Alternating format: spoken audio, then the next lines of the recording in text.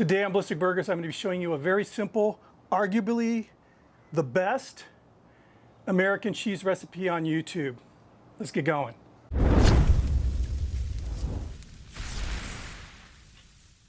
This video is basically a reboot of an American cheese recipe video I posted on Ballistic BBQ about 5 years ago, a little over 5 years ago.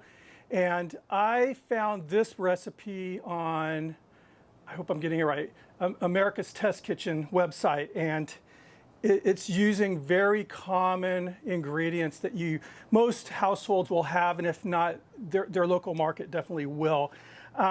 There's another recipe that I've seen bouncing around. It has sodium citrate in it and some other things, and I saw a pretty renowned chef do that recipe on this kind of quest for the perfect burger video that he did, and he described that particular recipe as grainy. I've never made it, so I'm not gonna, that's his opinion, it's not mine. But I can tell you that the recipe I'm about to do is awesome, and I can guarantee you that if you vacuum seal the cheese when it's done, it'll last you years in your refrigerator. So in this little bowl here, I have 2 tablespoons of water. And right here, I have 1 tablespoon of gelatin, powdered gelatin. And I'm going to add that to the water. Give it a stir, and I want to allow the gelatin time to bloom. Oops. Leave that alone. In this bowl, I have 12 ounces of mild cheddar cheese and 12 ounces of Monterey Jack cheese. It's freshly grated. I grated this myself.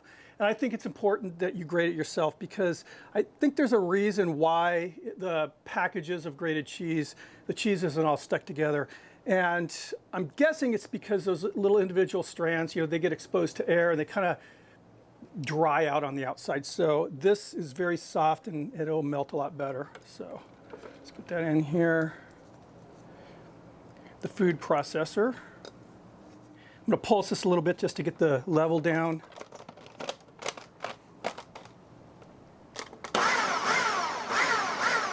Normally I use a larger food processor, so it'll be embarrassing if this doesn't all fit in here, but I think it will.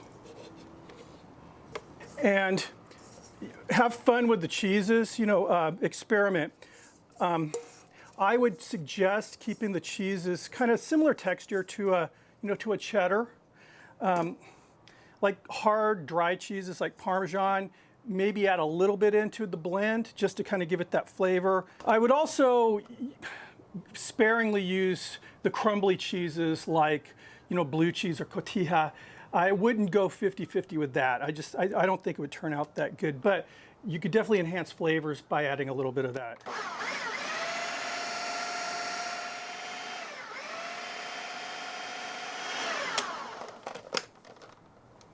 And now for the dry ingredients, I have powdered whole milk. Make sure you're using whole milk and not powdered skimmed milk. If your store does not carry the powdered whole milk, it's on Amazon. That's what I had to do. My store only had the skimmed. Cream of tartar and salt. For what it's worth, I'm using kosher salt.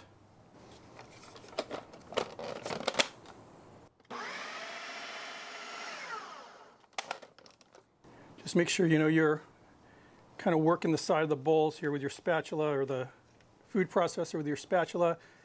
Make sure everything gets really nice and incorporated here.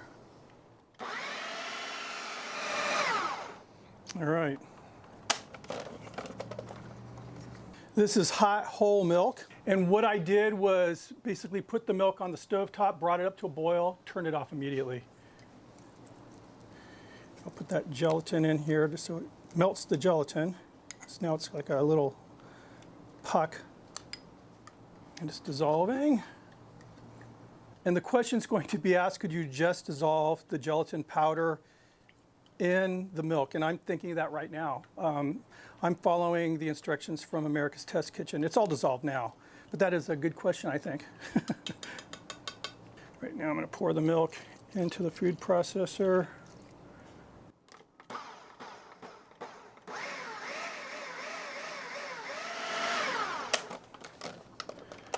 Make sure you check the sides occasionally. Make sure we get everything blended up. It's looking good right now.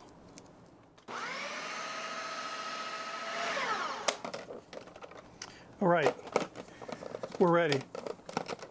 So what I have here are 2 of my burger rings. In my old video, what I used was a like an acrylic cube, square cube, and it worked really good, made kind of like a block of cheese. I wanted to try this, and I also wanted to see if it would be any easier to do it this way.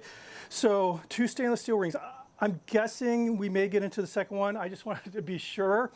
I lightly, wiped on oil on the inside just to help, to relieve the cheese from the mold when it's done.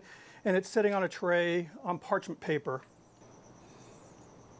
And right now it has the consistency of like a firmer cheese whiz kind of a thing going on here. So what I did next was I had some cardboard and some parchment paper, and I basically just traced circles, from the inside of the molds and on some parchment paper here.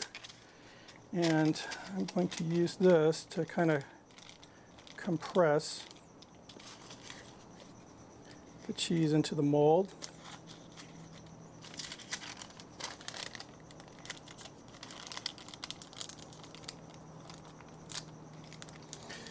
And you do not have to do this. I mean, I think on the America's Test Kitchen, they literally just used like one of those aluminum demi pans, like you'd make a small, like a, I don't know, banana loaf bread. So I'm holding the ring down and pushing this down just to make sure I get packed in, but I don't want the cheese to come oozing out the bottom either, since it's literally just sitting on this parchment. There we go. This is going to go in the refrigerator. So 3 to 5 hours. It's good. It'll be ready to use. It'll be all set up in the refrigerator. But what I'm going to do is place it in the fridge, and I won't be unveiling this until tomorrow sometime. And slice it up and give it a try, make a burger. I'll see you then.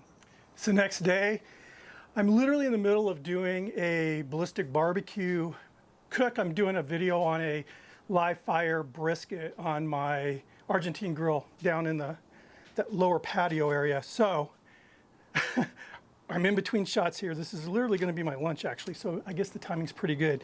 Anyway, fingers crossed that these rings worked. Hoping they did. After this little video ending here, I'll be running it through my meat slicer to get the nice even slices. But again, I got so much going on down there. I'm hoping this works. Bush's baked bean can.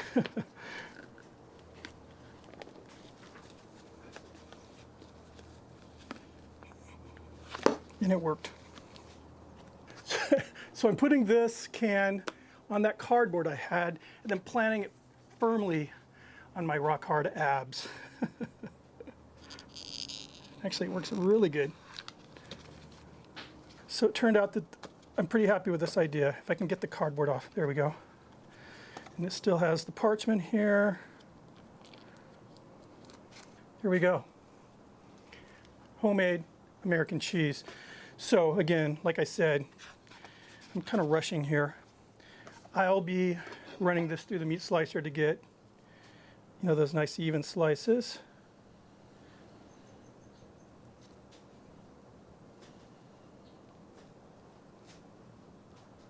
There's one slice. Not exactly circular, but it'll be cheesy.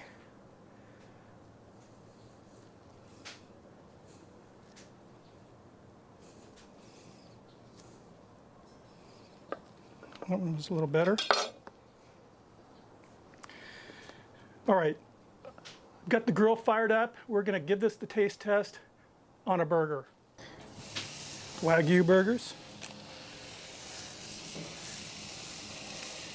A little salt.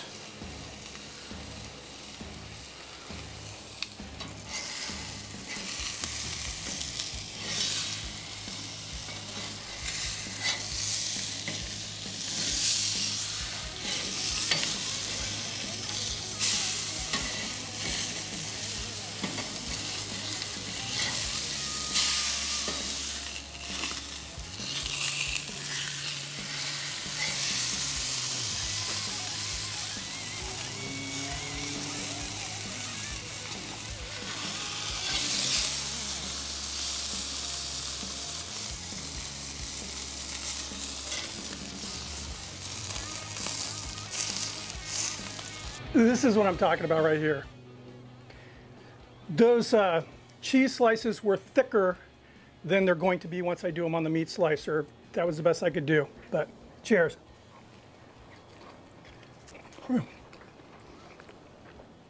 This is good. And I love this particular blend, that mild cheddar with the Jack, the Monterey Jack. 2 mild cheeses, 2 good, you know, they both melt well. But my big thing is, when I do a cheeseburger, I don't want the cheese to be the star. It should, you know, enhance the flavor of the beef, because the beef's the star in a hamburger. And this does it. And again, like I said, I'll be running these through the meat slicer so I get nice thin slices. These slices were too thick. You know, I mean, it's really, really good. I mean, it's really, really good. But again, I'd rather have nice, thin, even slices. But this recipe is easy, and you see all the ingredients. There's no chemicals in here or any ingredients you can't pronounce. It's all very common kitchen ingredients, cooking ingredients. So have fun with it and play with the different cheeses. If you make this and you use it like Havarti or something in there, let me know what your thoughts are. I'm going to be playing around with it a little bit more. I've done this. This is the 3rd time I've done this recipe. The first was that video I did 5 years ago. And again, I vacuum sealed a decent chunk of that cheese, and lasted me a few years, you know, until I ended up using it. But as long as you keep it vacuum sealed in the refrigerator, it's not going to go bad. But stuff's awesome. Anyway, I have a brisket waiting for me. I gotta get to. Thanks for stopping by. If you're not subscribed, please do. Make sure you ring the bell, thumb it up if you like it.